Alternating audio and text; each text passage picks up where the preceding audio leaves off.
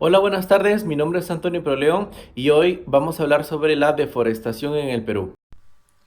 Buenas tardes, profesora. Mi nombre es Cintia de ESA Cáceres y en esta oportunidad yo voy a exponer sobre las causas y fundamentos del problema de la deforestación.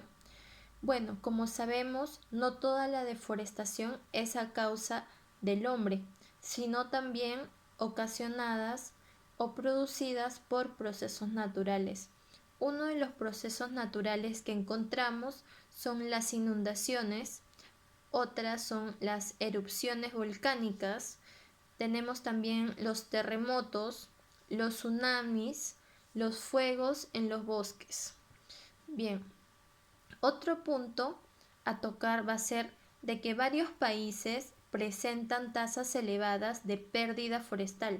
Por ejemplo, en el Perú tenemos la de Madre de Dios, donde la carretera interoceánica es una carretera asfaltada con una extensión de 2.560 kilómetros desde la costa del Perú hasta Brasil y fue completada en el 2011, permitiendo así el acceso a regiones forestales que alguna vez fueron zonas aisladas. Las causas más relevantes de la deforestación tenemos que son la tala ilegal. La tala ilegal significa de que los árboles son cortados para su comercialización como madera y como carbón. Otro punto también son la minería ilegal. La minería ilegal es la extracción de minerales selectos en ciertas zonas y no tienen concesiones, no están sujetas a supervisión y no cumplen con las normas de responsabilidad social y menos de responsabilidad ambiental. Otro punto a tocar también es la agricultura migratoria. La agricultura migratoria es la eliminación de árboles, de bosques, para sembrar cultivos de subsistencia, aperturando áreas boscosas mediante la roza y quema. Y finalmente tenemos el narcotráfico, que es muy conocido en el Perú. El narcotráfico es la actividad ilegal y globalizada que destruye el bosque para el cultivo de plantaciones de hoja de coca y como insumos para la cocaína.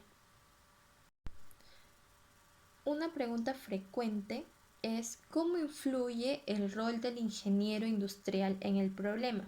Bien, el ingeniero industrial busca siempre la mejora de todos los procesos involucrados dentro de una empresa, buscando la reducción del impacto ambiental que éstas puedan generar, velando así por la naturaleza y creando conciencia en cada miembro para poder desarrollar sostenibilidad y tener una gestión ecoamigable.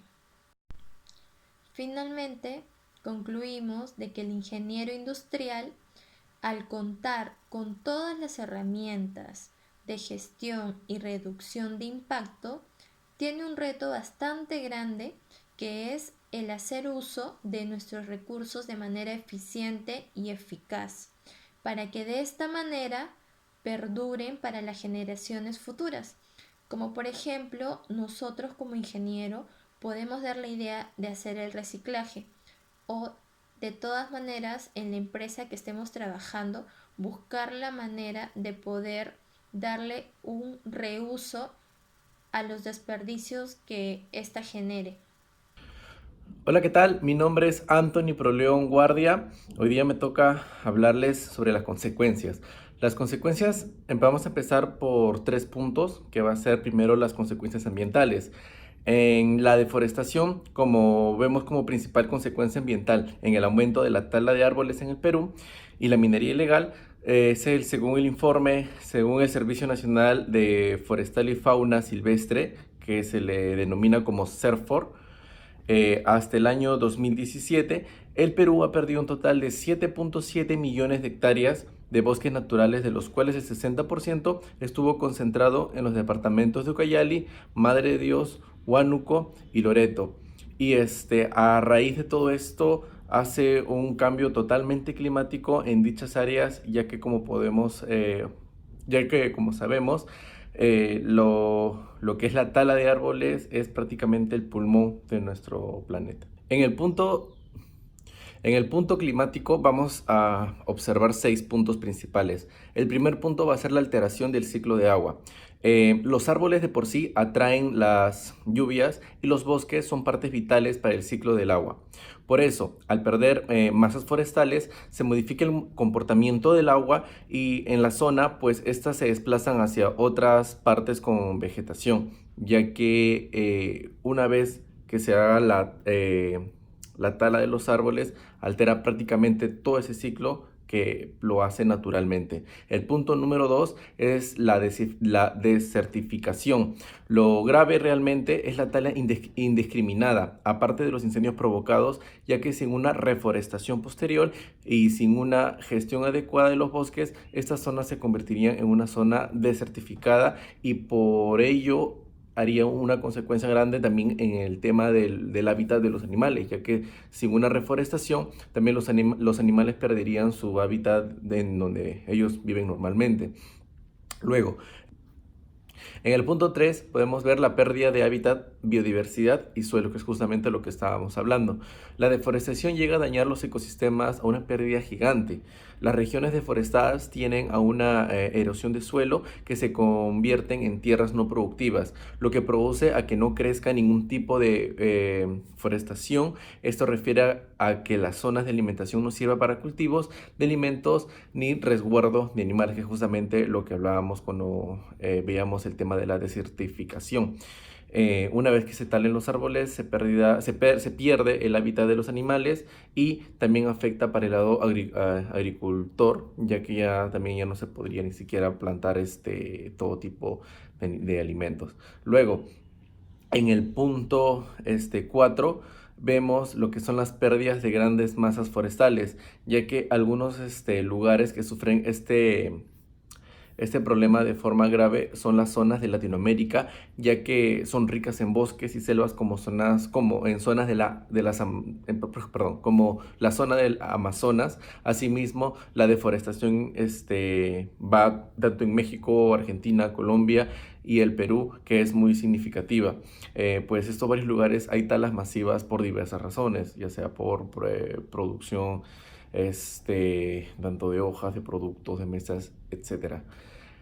Luego vemos el otro punto sería la modificación del clima global, ya que al perderse los bosques y selvas, como hemos indicado, se modifica el ciclo del agua y también las temperaturas de las regiones a nivel global. Por ello se suman más acciones que aceleren el calentamiento global y el cambio climático, ya que en la deforestación incluye bastante la subida de temperatura, ya que sabemos que gracias a las plantas y los árboles tenemos una temperatura controlada. El otro punto que vamos a ver para las consecuencias va a ser el tema económico, las consecuencias socioeconómicas de la deforestación. En la economía se produce una elevación monetaria por el alto costo de la madera, esto siendo perjudicial para las empresas industriales que recién inician prácticamente. Las consecuencias económicas junto a las sociales son los impactos principales para un país.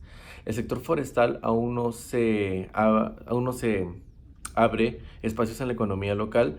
La tala ilegal también genera entre 15 a 30% de toda la madera comercializada en el mundo, según estimado en la Interpol.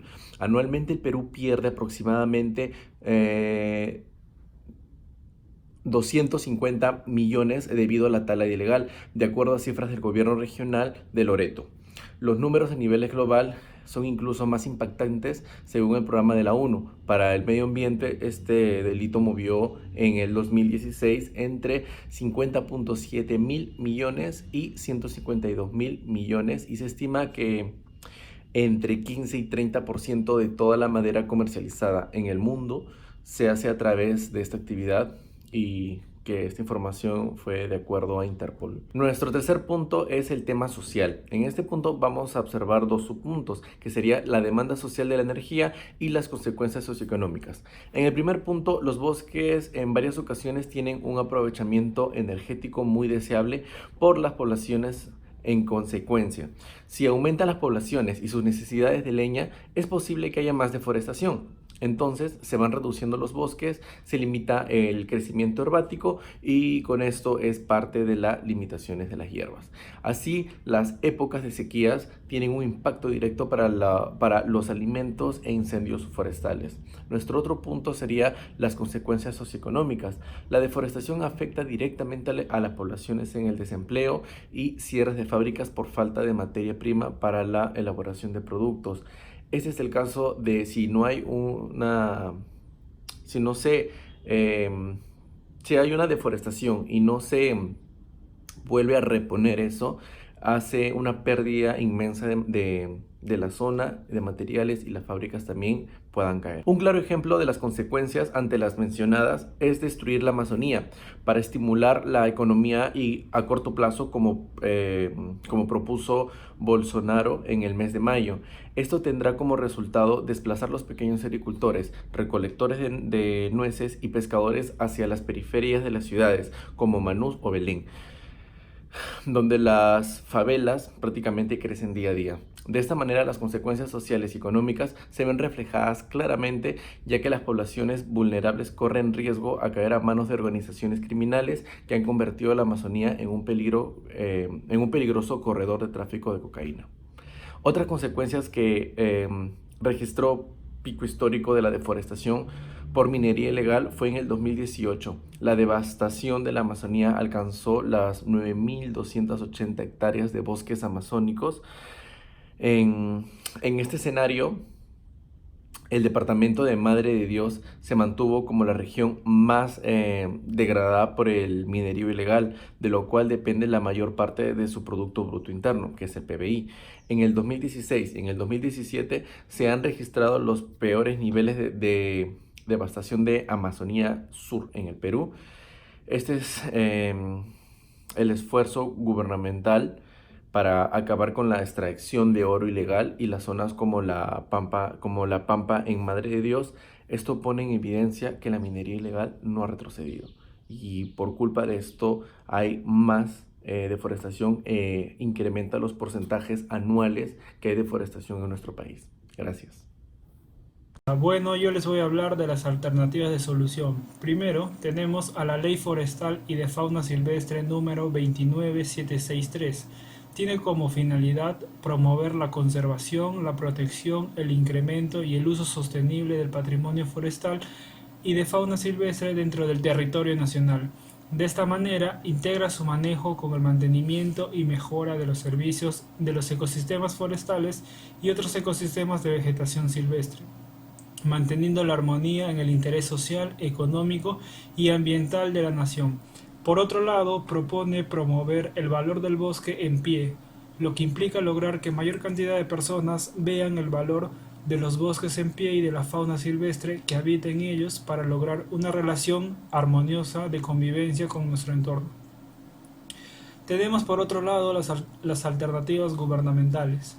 El Perú ha dado importantes pasos para hacer frente a la deforestación y la tala ilegal en nuestra Amazonía a través de la implementación de un satélite, el cual fue promocionado por el Ministerio Público. Se comprometió a reforzar el trabajo articulado realizado al momento, lo cual se reflejó en la implementación de la unidad de monitoreo georreferenciado satelital de delitos ambientales. Esto se realizó con el objetivo de contar con información actualizada y oportuna que permita definir mejor las estrategias y operativos de intervención para enfrentar dichas problemáticas. Otro importante avance es el inicio en el proceso de planificación estratégica con el objetivo de enfrentar la deforestación y tala ilegal en la Amazonía, impulsado por el Ministerio Público. Los resultados de la planificación estratégica fueron la identificación de 11 ejes temáticos que son necesarios para reforzar, para hacer más eficaz y eficientes las acciones de prevención, control y sanción a la deforestación de la tala ilegal. También tenemos en las alternativas World Wildlife Fund Perú. En el Perú, Madre de Dios es una de las regiones más afectadas por la deforestación. Por ello, esta fundación trabajó en la actualización de los planes de desarrollo de los gobiernos de Tahuamanu y Tambopata para promover políticas locales a favor del desarrollo bajo en emisiones, involucrando a productores, pueblos indígenas y sociedad civil para prevenir cambios en el uso de los suelos. El trabajo de las poblaciones indígenas es clave para garantizar la protección de los bosques de la Amazonía peruana. Por ello, dicha fundación capacitó a más de 80 directivos de 18 organizaciones indígenas locales y regionales en la administración forestal sostenible de sus territorios, brindándoles herramientas para implementar subproyectos de reconocimiento, titulación y manejo de sus recursos. Otras alternativas son aquellas innovadoras, como la cocina sostenible. Apostar por una alta cocina sostenible también es una manera de romper una lanza a favor de la buena gestión forestal. El uso de la leña y por lo tanto la tala de árboles para la calefacción y cocinar es una práctica muy habitual en comunidades rurales, especialmente en los países en desarrollo. Con el fin de evitar este gasto, que por otro lado supone un grave problema de contaminación nefasto para la salud y el medio ambiente, han surgido diferentes iniciativas, como por ejemplo el uso de maní carbonizado como combustible para mejorar la calidad de vida, representando una contribución a la lucha contra la deforestación. Otra alternativa es la agricultura urbana y granjas verticales. Talar árboles para convertirlos en áreas de cultivo es una de las prácticas que están detrás de la deforestación. En este sentido, la agricultura urbana y sobre todo las granjas urbanas de tipo vertical son otro modo de ayudar a reducir la deforestación.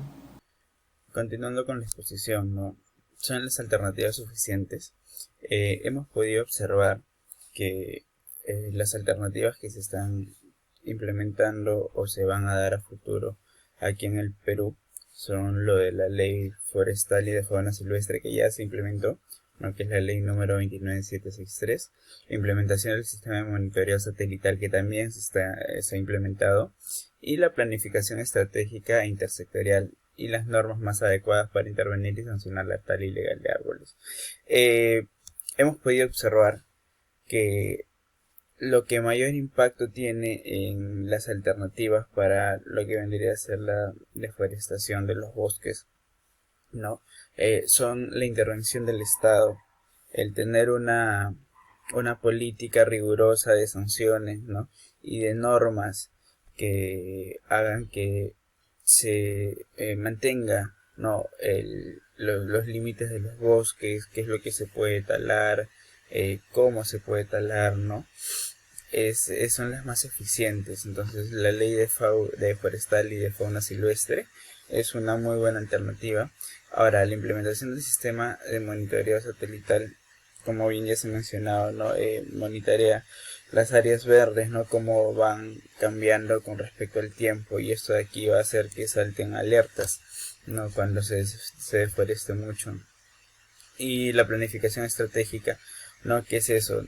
Tener una planificación de cómo poder reducir el impacto ambiental, el impacto en los bosques, ¿no?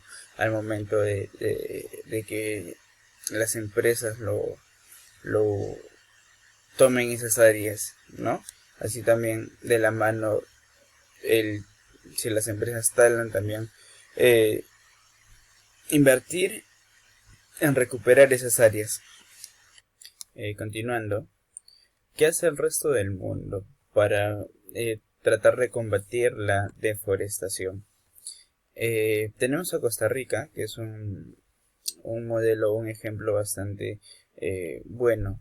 Costa Rica, que hizo, reestructuró sus leyes, ¿no? Siendo estas la base para que no haya deforestación, ¿no? En este caso, Costa Rica implementó las leyes para que el Estado, ¿no?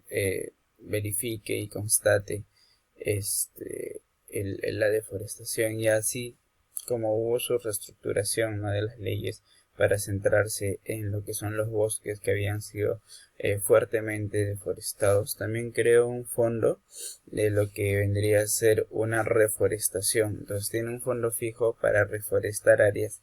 Es por eso que ha podido salir siendo uno de los países con mayor deforestación en los años 90. Actualmente es uno de los países en los cuales ya no hay tanta deforestación, ¿no? Debido a esta implementación.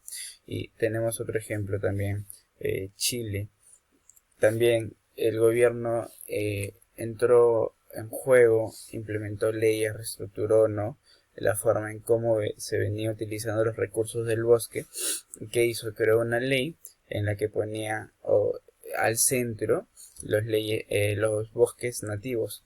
Esto quiere decir, ¿no?, que los protegía, pero podrían seguir trabajando con ellos de cierta manera, ¿no? Era como que utilizaban los recursos, los valorizaban, o sea, revalorizaban esos recursos de estos bosques nativos, ¿no? Y esto hacía que la economía se mueva. Y a su vez también los nativos seguían cuidando el bosque, ¿no? Si se utilizaba, se reforestaba, ¿no?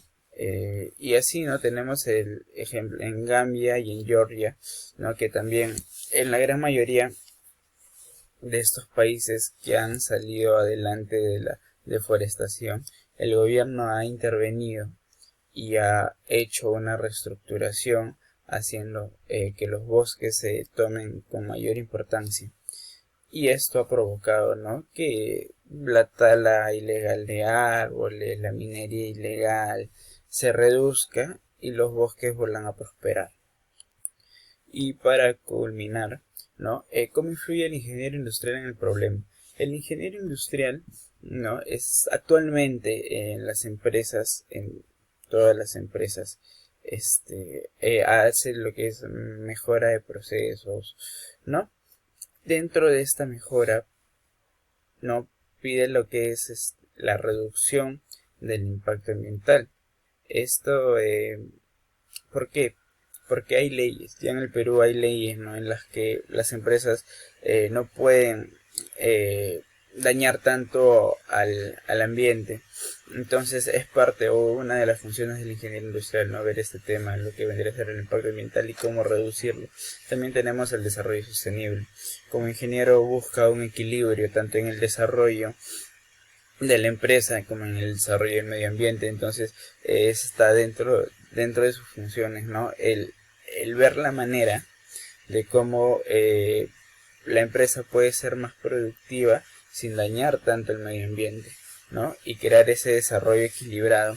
Y también tenemos el poder implementar ISOs, ¿no?, como el ISO 14001, que se trata de gestión ambiental, en donde piden, ¿no?, que las empresas que no tengan un impacto ambiental alto, sino que ayuden a que ese impacto se reduzca, ¿no?, y así también ayudar al país y al planeta, ¿no?, con acciones, ¿no?, como ahorrar agua, ahorrar papeles, todo eso de ahí está dentro de esta gestión ambiental de este ISO, y es parte, ¿no?, del ingeniero industrial poder implementarlo.